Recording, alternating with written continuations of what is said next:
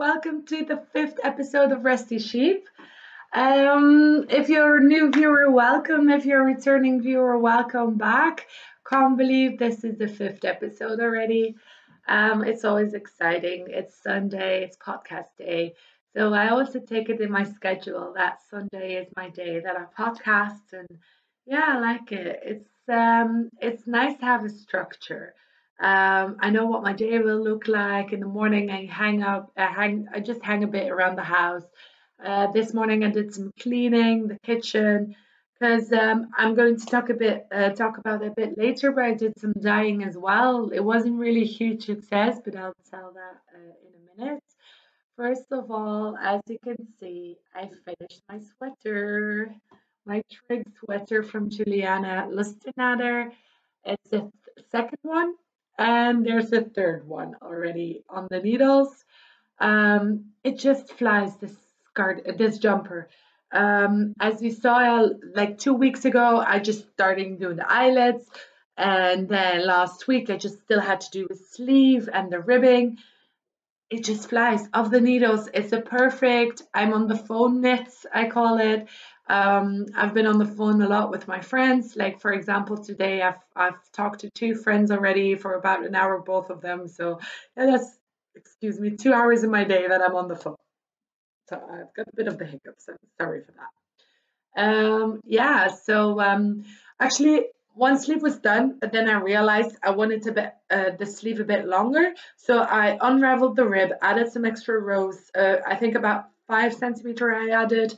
Apparently there was a 3/4 sleeve, and I do like my sleeves a bit longer, but not too long that they'll cover your hands. So yeah, I'm happy about that. And then I did the rib. Had to do some yarn chicken though. I still had some left, and I had 4 skeins. I only used 3, but I just don't want to start using a fourth skein just only for the rib. So I was playing yarn chicken. It was exciting. It was, but I could do like 11 rows of ribbing. That was perfect. Yeah, don't have a good t-shirt underneath it, but let me show you the full sweater. Look, it's a twisted rib. As you can see, it fits perfectly. Twisted rib for the sleeves as well. It looks amazing. I'm so happy. It's the second time I knitted this sweater, and I'm so in love with it. It fits comfortably. I knitted it out of Hillesfog, Tinder, and the Rudgul colorway, and I'm really happy. It was already a soft fabric while I was knitting it, but once it was washed up, I wish you could feel this, guys. It's lamb's wool. It's really soft, because it's not that thick though, because I used a 5 millimeter needle with a DK weight yarn. It is still a bit airy, but yeah, it's perfect for now. It was actually, I wore it yesterday when I went out for a walk, and it was sunny out and it was warm.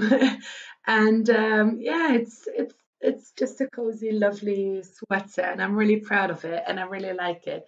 On Wednesday, it was the sweater was blocking on the ground. It was lying on mats, and it was dry. And I was on the webcam with my colleague. I was like, okay, this is like the first time I'm going to try it. So I just took all the needles out, all the pins out from the blocking, and I wore it, and I just pulled this sweater on, and he was like, nice sweater, but isn't it like a color for autumn? I was like, oh my god, dude, that happens when you talk to guys about knitting and they know nothing about fashion or knitting.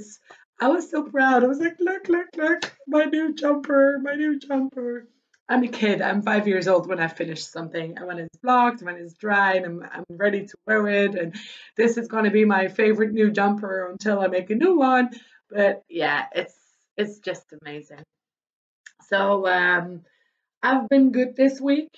I haven't bought any yarn. Actually, I was about to place an order, but I needed 12 bulls for a new project I want to make, but they only had 10 left, so I've sent an email to the shop.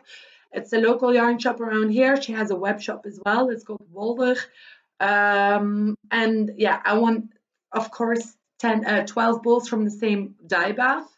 So I texted her, emailed her, and saying like, hopefully you can order some more. And sorry for the camera. I'm kicking the table, and I know the camera will move when I do that.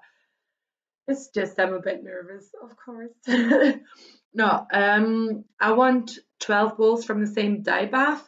No, I know the company, they're really steady in their coloring. You won't notice the difference if I have two bowls of another dye bath. But yeah, I just want the same. If not, I'll just have a look somewhere else if I can order it. But preferably, I want to order through her because she's local. And also, I think she has a pickup possibility, then I don't have to pay €5 for shipments, you know. So we all have to take that in account. Yeah, so my jumper, I'm really looking at it right now. I'm actually knitting a third trig. I'm going to show you. It's in my cute flamingo bag. I bought this bag in John Lewis in Edinburgh while I was there about 3 years ago. We went to John Lewis and I really liked this bag. I think it's like a toiletry bag or something. It's got nice lining in there. It's washable, I think. Actually, the color really comes out now on camera. I think it's due to the light, and I dropped the stitch marker. Yeah. Just hold on for a second. I'm gonna blow my nose. Yeah, I'm back. It's the second week in a row that as soon as I start podcasting, my nose starts to run. Can't believe it. So I was about to show you this sweater. I started it on Tuesday. Okay, we're Sunday today, so that's about 4 or 5 days. Let me just get my look. It's the last one. I'm promising you. Next week, I'll show you when it's finished, and then I'll start something else. 3 trigs is more than enough. I'm not making anyone and another one. So look at that color. It's amazing. Yeah, still I'm increasing now for the hips. I think 2 more increases to go, and then I can start the rib. No, I still have to look up the measurements of my friend. She sent it to me like a while ago, and yeah, she sent it through WhatsApp, and we WhatsApp a lot with each other. So I need to scroll back up for a while. So I think she did it like 3 weeks ago, a month ago, not sure. So yeah, that will be a lot of scrolling for me. But she's it goes really fast. Firstly, this is a jumper that really goes fast, and I'm making an extra small size because she is, and I got some positive ease for this one as well. Look, again, it's like every week I almost have a jumper finished. Um, I actually have a personal record last month. I finished 2 jumpers in 1 month. I don't know how I did that. I don't know how I did that. I just keep knitting, and this is my perfect on the phone knitting. It's just stockinette stitching around, and it's amazing. Like every so often rows, you need to decrease or increase, and it's perfect. So yeah, look, another one. It's the last one. I promise you guys, I really want to start giving you content different than the trig sweater. But it's just the perfect knit. It's like I've been doing so many things that I thought I always said I would never would. Firstly was knitting a sweater for Bobs. I always said, yeah, I'm only gonna knit sweaters for me, and I know I'm repeating myself, but now I'm knitting a sweater for my other friend Caroline, and it goes so fast. That's that's also one of the reasons I'm saying yes, is because I know this is a quick knit, and the fabric is so soft. I'm knitting this out of Ballroom EU, the Dovestone yarn, but they discontinued it like a while ago, but I got it on sale, as I said before. It's the Parkin colorway, but look, actually, I want a jumper in this color as well. It's just amazing. This is a perfect color for Rustie Sheep. So yeah, I'm actually deciding what jumper I'm going to make next for myself. I've seen some nice colors, and I like the ballroom U. It's been a while since I knit a sweater for myself in that fabric. Then there's the arboreal I want to make myself again. I have an arboreal sweater, Jennifer Steingas, I think it is. Yes. I will, if I'm not right, I'll write it down there. I'll correct myself. Yeah, I have an arboreal in gray with pink, dark gray with pink, and it's really lovely. And I still got some turquoise left, and I think I want to do it with dark brown, like chocolatey brown. But yeah, I need to wait on a response from the shop and see. So yeah, look, oh my God, I can't believe I'm amazed by myself sometimes. It's like, how does this happen? So what's left increases, and then the rib, two sleeves, and then neckline. And this is still the second skein. This is unbelievable. I actually enlisted to be a test knitter for Juliana Lustinader. She has a new pattern out. It's really lovely. It's Aran weight. I'm not a big fan on knitting with Aran. It's just too thick, but if it goes really fast, like with a 5 mm needle, yeah, maybe. We'll see. She's got some few patterns coming out this year, and she did an announcement on Instagram for people who wanted to test knit. So I enlisted. Yeah, I like her patterns. So there will be a second pattern from her soon. But I've got a big knit list. Knit wish list? Can I say wish knit list? I don't know. I have a knit wish list, or yeah, yarn related, books related. I had to keep myself yesterday from not buying more books. Yeah, last week I showed you the 52 weeks of socks from Lane magazine. I actually started knitting a pair of socks out of that book. I started today. I'll talk about a bit more, but firstly, I'm going to talk about the disaster.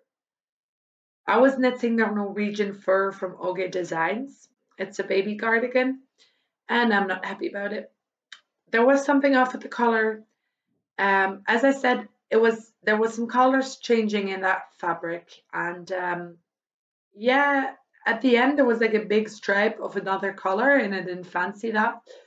So what I did do today, I finished the cardigan though. I still have to sew in a button. And yesterday evening I was knitting it. I wasn't feeling it. And this morning I woke up, I was like, I have an idea. I can dye it. I still have some dye left. A bit purple color maybe will fix this, but it's not fixed. It's actually worse. So I'll show you now. Maybe I should do a second load of dye. Not sure. I didn't want to use up. I didn't want to use a lot of dye because I don't want to be too purple. Mind you, it's still a bit wet, but now it's awful. It's awful. Let me just get it. It's no. It is nice though. The details here in the sleeve, but I think it's way too big as well. There's something off with it, and I cannot say exactly what it is, but it's not. It's not. See here the stripe, because I dyed it. It took extra here. No, it's not it. So yeah, I do like the pattern. I like the detail, but not sure. Not sure. I'm not going to give a gift when I'm not sure about it, and maybe I'll get another idea in a couple of days to see how it goes. I actually made it worse. It does smell like wool. I like that smell. Yeah, not sure what I'm going to do about that. Maybe I'm gonna dye it again, really purple, like dark purple. Not sure. Yeah. I have to be careful actually with this wool that I don't felt it too much. I have to be really careful with this. So yeah, maybe if you have any ideas what I can make with this, what I can do to fix this, Like I don't know. I think this is just a whole disaster from the beginning. Because here, as you can see on the camera, I was no, it's a bit blurry. We can't see it, but there's I don't know what happened there. So I thought to cover that one up, I'm gonna knit or crochet a big flower and then cover it and sew it on. But yeah, when it's like this, the color, I'll just dye it again. I'll see. I'll do it purple and see how it comes out. And I didn't use a lot of dyes, so maybe that's the problem. Yeah, no, we'll see. More in the future about that. So yeah, I'm not if I do some mistakes, I'm a person who will tell you that. It's learning curve.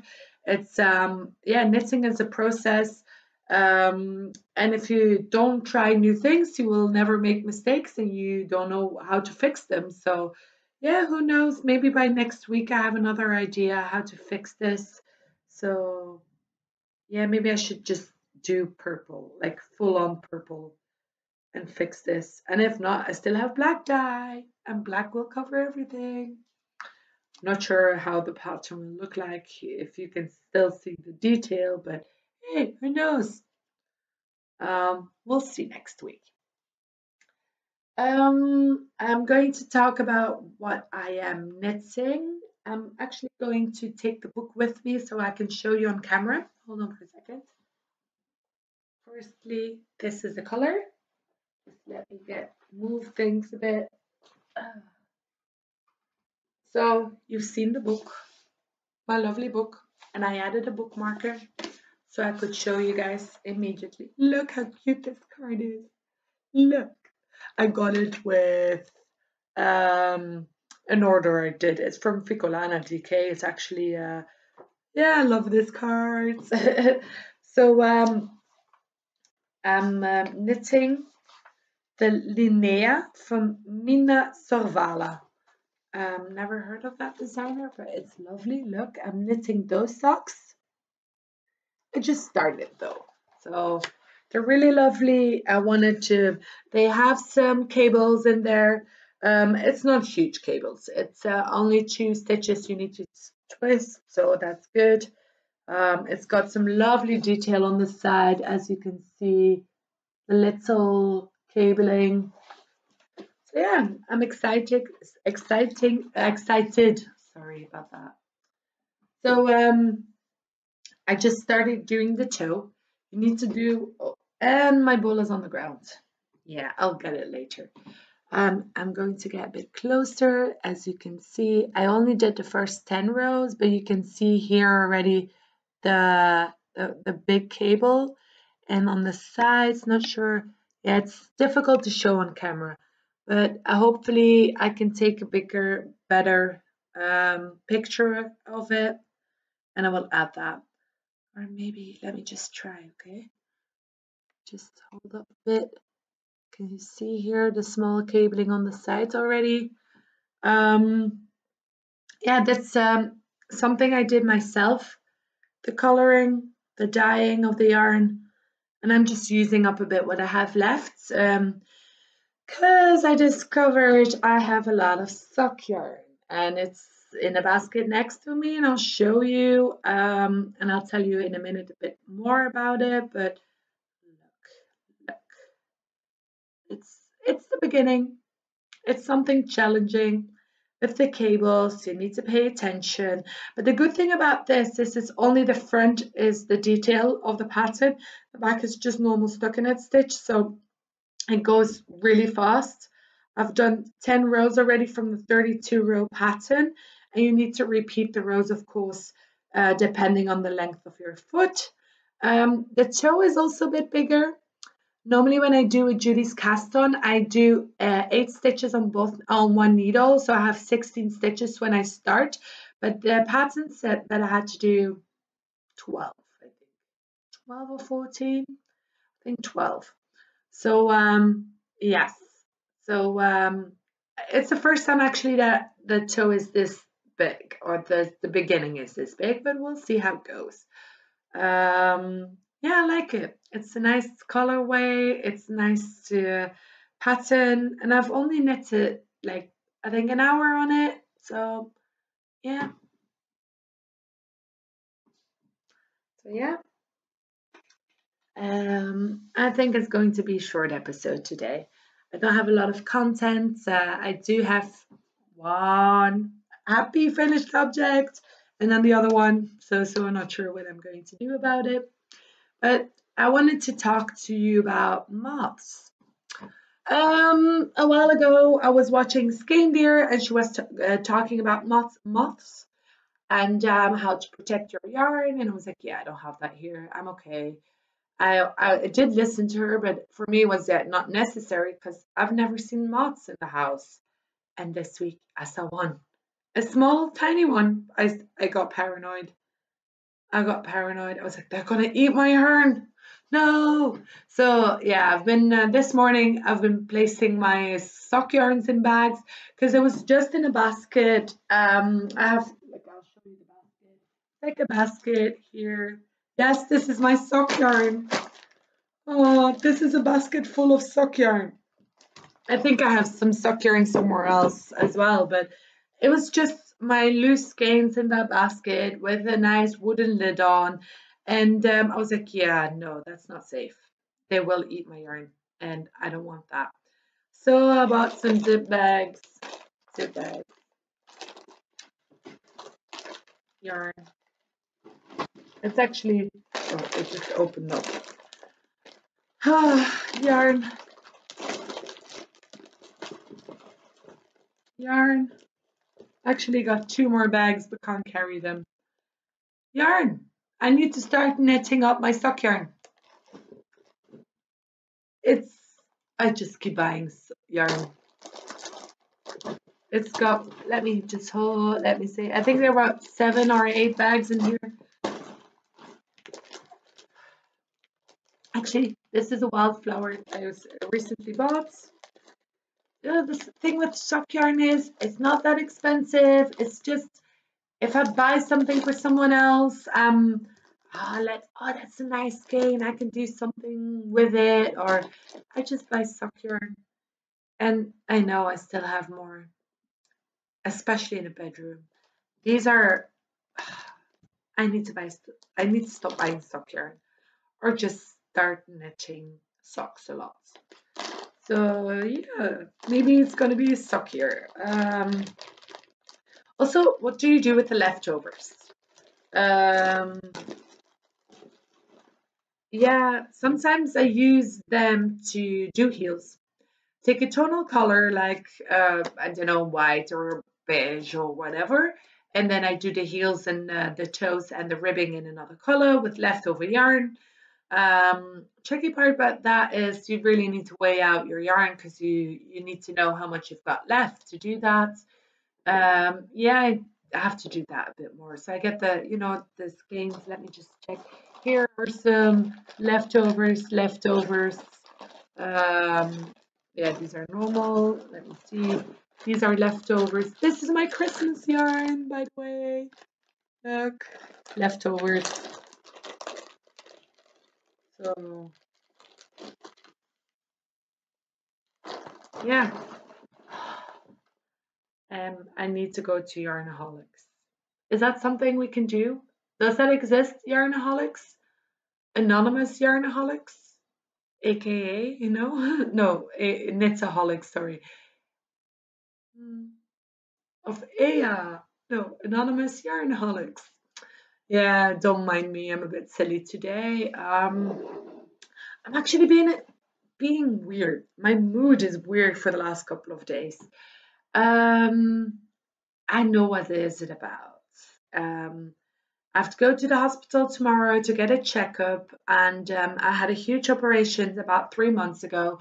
I have a disease called endometriosis, um, and they found it out too late, and that meant that all my organs were stuck together.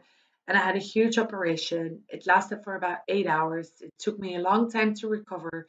Um, and yeah, I need to have a checkup to see everything is all right. And I'm a bit worried about that since like it's going to be fine. It's typical me. I'm worrying for nothing, but still, I need to go to a huge hospital. It's about an hour and 50 minutes drive from here. Yeah, it's also Corona time, so I called them last week asking, is my appointment going through? Is it still on the appointment? And they said yes. So, not sure. It's a really huge hospital. I think it's one of the biggest hospitals in Belgium. So, yeah, it's like a whole village on their own, and I don't know how the security is going to be, so I'm calculating an extra hour. So I'm going to be there like I have to be there at 2 o'clock tomorrow, so 2 in the afternoon. So I'll make sure I'll be there around 1. So by the time I park my car and I get through, I don't know, disinfected area or something, it's still from the entrance of the hospital, it's at least 15-minute walk to the building where I need to be. It's a massive hospital, and I'm glad that I have this operation. This means that I can have kids. Um, so that's a good thing. It did hurt like hell, and I had to prepare myself for that operation. They gave me different scenarios how it could turn out in the worst case scenarios, and I was really lucky. I didn't have any worst case scenarios, but yeah, it's something in the back of my mind always. So I need to, yeah, it's been a rough time. So also, I was home for 4 weeks. The first 2 weeks, I couldn't really take care of myself. I had a lot of pain. I have to get injections. I went to my parents' house for a couple of days so they could take care of me. I could barely walk because of the pain.